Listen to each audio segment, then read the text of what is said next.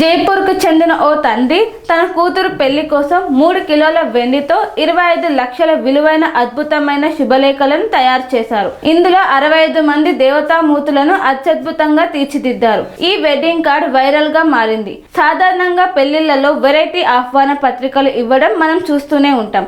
కానీ రాజస్థాన్లోని జైపూర్కు చెందిన ఓ తండ్రి తన కూతురు వివాహం కోసం ఏకంగా వెండితో ఒక అద్భుతమైన కళాఖండాన్ని సృష్టించారు. జైపూర్కు చెందిన శివ్ జోహ్రీ అనే వ్యక్తి తన కుమార్తె శృతి జోహ్రీ వివాహం కోసం కాగితంతో కాకుండా ఏకంగా 3 కిలోల స్వచ్ఛమైన వెండి వివాహ ఆహ్వాన పత్రికను తయారు చేయించారు. దీని విలువ దాదాపు 25 లక్షలు ఉంటుందని సమాచారం. ఈ వెండి పెళ్లి పత్రిక ఇప్పుడు సోషల్ మీడియాలో విశేషంగా ఆకట్టుకుంటుంది. ఈ వెండి శుభలేఖలను బాక్స్ ఆకారంలో తయారు చేశారు. దీని పొడవు 8 అంగుళాలు, వెడల్పు 6.5 అంగుళాలు కాగా లోతు 3 అంగుళాలు ఉంటుంది. ఈ మొత్తం నిర్మాణాన్ని 128 వేర్వేరు వెండి ముక్కలతో రూపొందించారు. ఆశ్చర్యకరమైన విషయం ఏమిటంటే ఈ మొత్తం కళాఖండంలో ఒక్క మేకు గాని స్క్రూ గాని ఉపయోగించలేదు. కేవలం వెండి ముక్కలను ఒకదానితో ఒకటి అమర్చి దీనిని సిద్ధం చేశారు. ఈ అద్భుతమైన డిజైన్ పూర్తి చేయడానికి శివ్ జోహ్రీకి దాదాపు 1 సంవత్సరం సమయం పట్టింది.